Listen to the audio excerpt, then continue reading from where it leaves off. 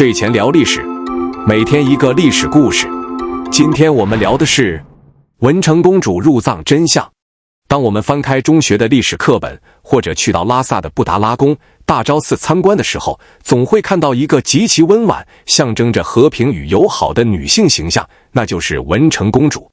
在传统的叙事中，文成公主入藏是一段充满着浪漫主义色彩的千古佳话。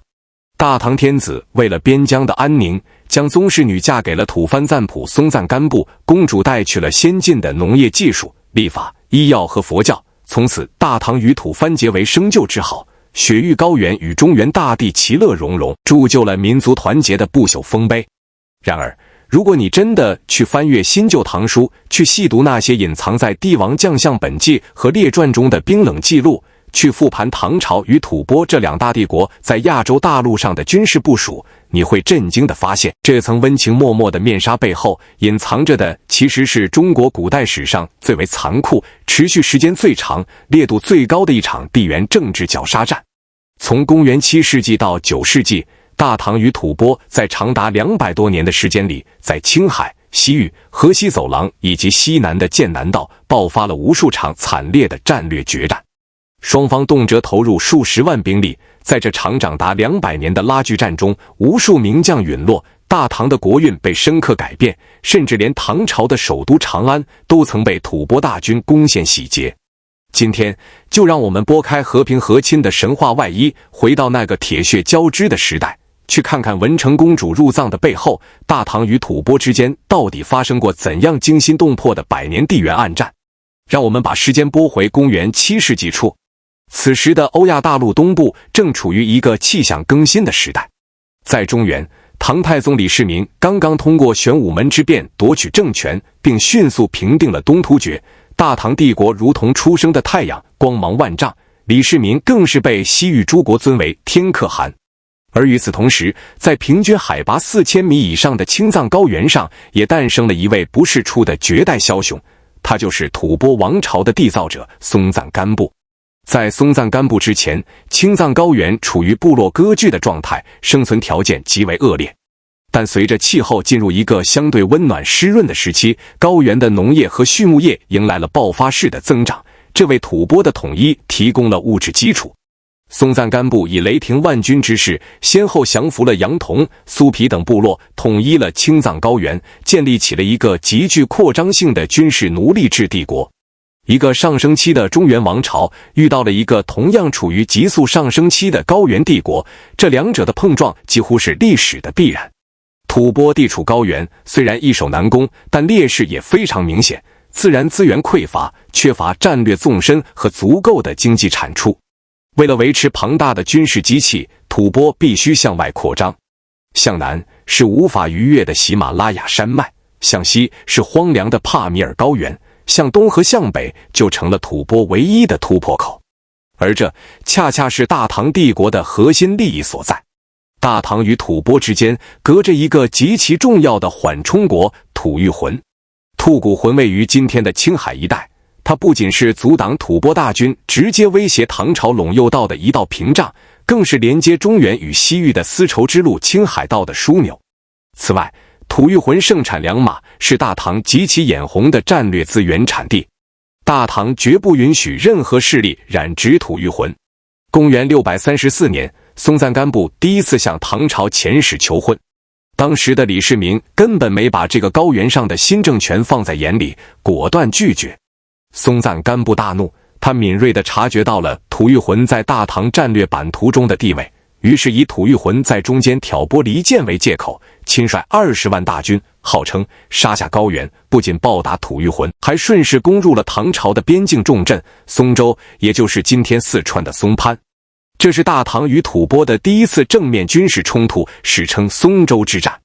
在传统的历史剧里，这场战争往往被描述为唐军摧枯拉朽般的击败了吐蕃，松赞干布吓得连连请罪，最后跪求大唐赐婚。但真实的军事逻辑远比这复杂。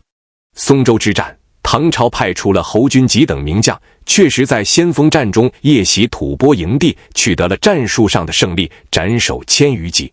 但请注意，吐蕃的20万大军主力并未受损。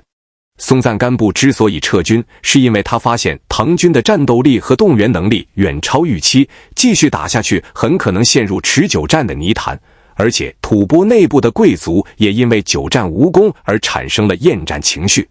退兵后，松赞干布再次遣使，带着丰厚的黄金和珠宝，再次向大唐求婚。这一次，李世民的态度发生了微妙的转变。为什么？因为李世民在这个初出茅庐的高原政权身上看到了巨大的潜在威胁。大唐此时的核心战略方向并不在西南，而在东北的高句丽以及北方的薛延陀。李世民需要集中力量解决高句丽问题，他不愿意在西南的高原边境上陷入两线作战的被动局面。基于这种冷酷的地缘战略考量，李世民同意了和亲。公元641年，宗室女文成公主在江夏王李道宗的护送下，踏上了漫漫进藏路。必须明确的是，文成公主并不是李世民的亲生女儿，在唐朝的政治序列中，她的地位并不高。这场婚姻本质上是大唐为了稳住西南侧翼，而与吐蕃达成的一场战术性休战。文成公主带去了释迦牟尼佛像、经卷、衣典、农作物种子以及各种工匠。客观地说，这极大地促进了吐蕃经济文化的发展。但在残酷的国际关系中，这也为日后大唐制造了一个更加强大的对手。后世有许多军事史学家扼腕叹息，认为文成公主的嫁妆里包含了太多降维打击般的先进技术，尤其是冶炼和制造铠甲的技术，直接导致了后来吐蕃重装骑兵的崛起，让大唐军人付出了惨痛的血的代价。在李世民和松赞干布在世的这段时间里，唐蕃关系确实迎来了一段难得的蜜月期。公元647年，大唐使节王玄策在出使天竺、印度时遭到劫掠。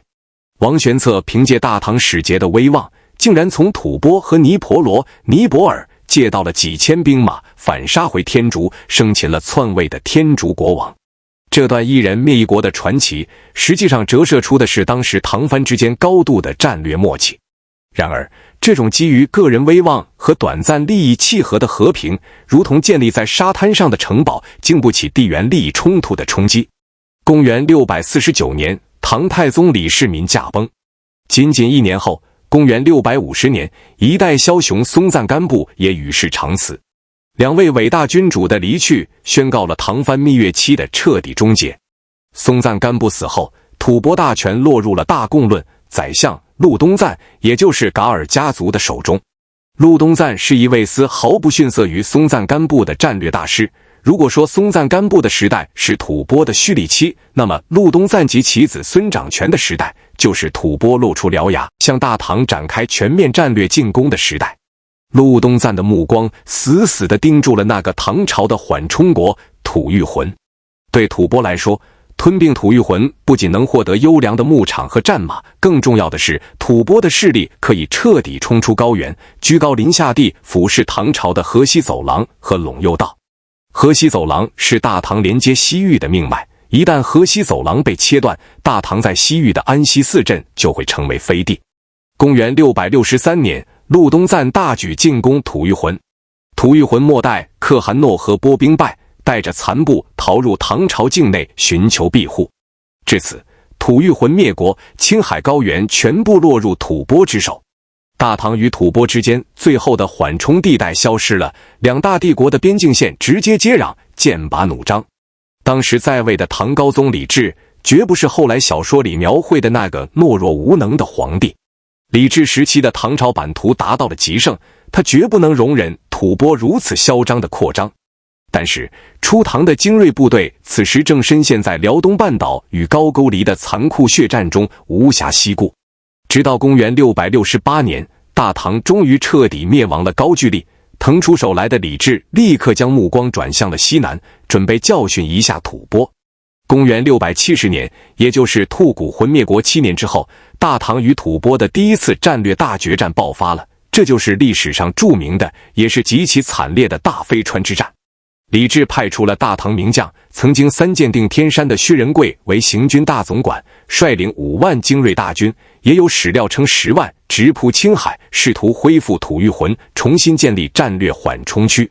薛仁贵的战略构想非常大胆，他深知青海地区后勤补给困难，于是制定了轻装突袭的计划。他命令副将郭岱峰率领辎重部队留在后方的大飞岭建立坚固的防线，自己则率领精锐骑兵轻装长途奔袭，突袭吐蕃的指挥中枢乌海。薛仁贵的突袭一开始非常成功，在河口之战中大破吐蕃军，斩获无数牛羊。但致命的失误出现在了副将郭岱峰身上。郭岱峰自是名将之后，不甘心只做后勤队长，竟然违背了薛仁贵的军令，带着笨重的辎重部队缓慢前移，试图去前线抢攻。这个致命的破绽被吐蕃当时的最高统帅陆东赞的儿子论亲陵敏锐地捕捉到了。论亲陵是唐蕃100年战争中大唐最可怕的梦魇，他没有去救援乌海，而是集中了吐蕃极其恐怖的40万大军，以泰山压顶之势直接包围了郭岱峰的辎重部队。在绝对的兵力优势面前，唐军的辎重部队全军覆没，所有的粮草器械全部落入吐蕃之手。失去后勤补给的薛仁贵立刻陷入了绝境。论亲陵携大胜之威，率领40万大军回师，将薛仁贵的孤军包围在大飞川。在这片荒凉的青海高原上，大唐最精锐的轻骑兵在缺乏粮草和补给的情况下，面对8倍于己的吐蕃重装骑兵的铁壁合围，进行了殊死的抵抗。最终唐军全军覆没，一代名将薛仁贵被迫与论亲陵签订了屈辱的城下之盟，仅以身免。大飞川之战是大唐立国以来遭遇的最惨痛的军事失败，它的影响是极其深远的。第一，大唐彻底失去了恢复吐谷浑的机会，青海地区正式成为吐蕃的领土。第二，大唐在西域的威信大跌，吐蕃趁机攻陷了安西四镇，彻底切断了丝绸之路。第三，这场战役宣告了大唐在对吐蕃的战略中，从主动进攻彻底转入了被动防御。文成公主入藏带来的和平神话，在青海高原的漫天黄沙和唐军将士的白骨面前，显得如此苍白无力。两国已经撕破了所有的伪装，开始了赤裸裸的生存空间争夺。大飞川之战后，大唐与吐蕃在青海、陇右、西域展开了长达几十年的拉锯战。大唐的将领换了一波又一波，从薛仁贵、李敬玄到王孝杰、哥舒翰，吐蕃的统帅也从论亲陵换成了其他的贵族将领。青海的赤岭、日月山一带成了名副其实的绞肉机。公元678年，唐军在青海乘风岭再次遭遇惨败，李敬玄全军覆没。直到武则天时期，大唐才任用王孝杰，在公元692年收复了安西四镇，勉强找回了一些场子。但局部的胜利无法掩盖大唐在整体战略上的被动。吐蕃凭借着青藏高原居高临下的地势，不仅随时可以威胁河西走廊，还可以顺着岷江、洮河的河谷直接攻击唐朝的剑南道、四川和关中平原。为了抵御吐蕃的疯狂蚕食，唐玄宗李隆基时期，大唐在边境进行了一次极其危险的军事体制改革，设立节度使。熟悉唐代历史的朋友都知道，节度使制度是导致安史之乱的直接原因，但很少有人探究唐玄宗为什么要赋予边疆如此庞大的军政财权。答案很简单，因为传统的府兵制已经崩溃，中央禁军的机动能力和战斗力根本无法应对吐蕃这种全民皆兵、机动性极强的高原帝国长年累月的边境骚扰。大唐在西北和西南边境设立了陇右、河西、剑南等强大的节度使，屯驻了全国将近 70% 的精锐边军。哥舒翰在青海修筑了神威军、石宝城，与吐蕃死磕。当时有一首著名的民谣：北斗七星高，哥舒夜带刀，至今窥牧马，不敢过临洮。这首诗听起来豪气干云，但背后却透着大唐帝国极其沉重的防守压力。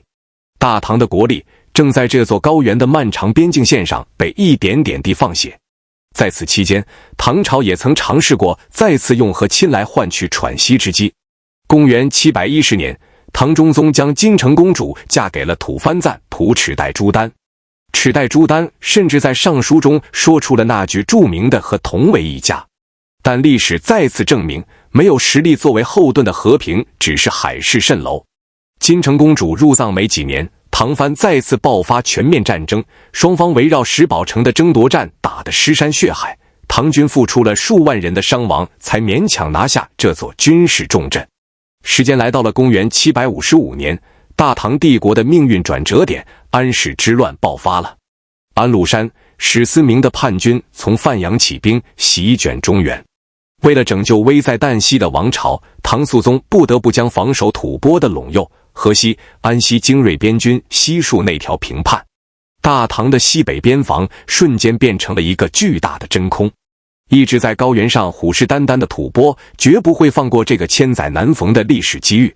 吐蕃大军如入无人之境，顺着河西走廊和陇右道长驱直入。那些曾经让吐蕃军队流尽鲜血的坚固堡垒，此刻因为没有足够的唐军防守，一个个沦陷。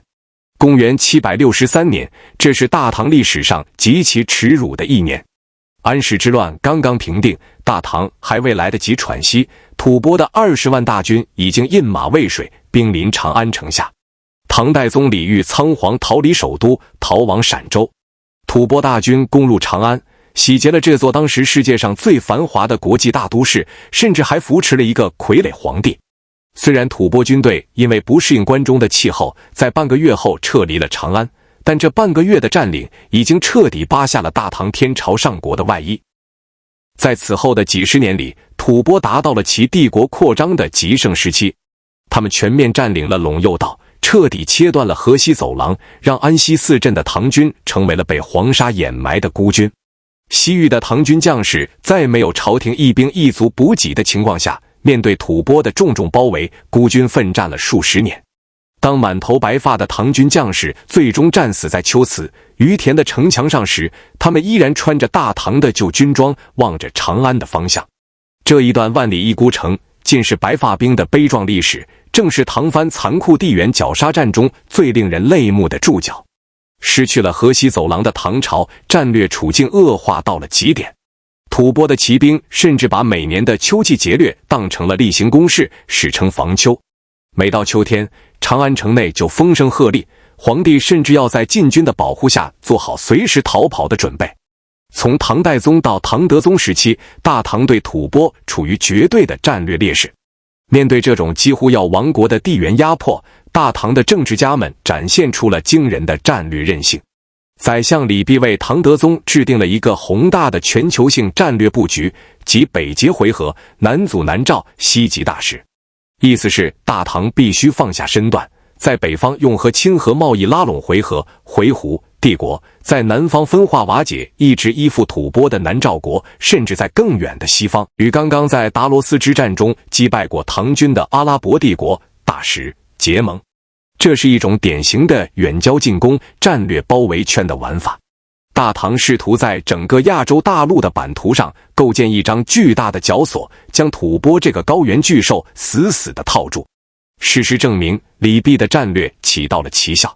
吐蕃虽然在极盛时期版图辽阔，但其根基依然是那个缺乏经济纵深的高原。当大唐、回纥、南诏、大食从四面八方同时对吐蕃施加军事压力时，吐蕃的战争机器开始超载运转了。在漫长的国境线上，吐蕃必须2线甚至3线作战。他们在北面与回纥争夺北庭，在南面遭到反水的南诏军队的痛击，在东面又陷入了与唐朝建南军和朔方军的无休止消耗战。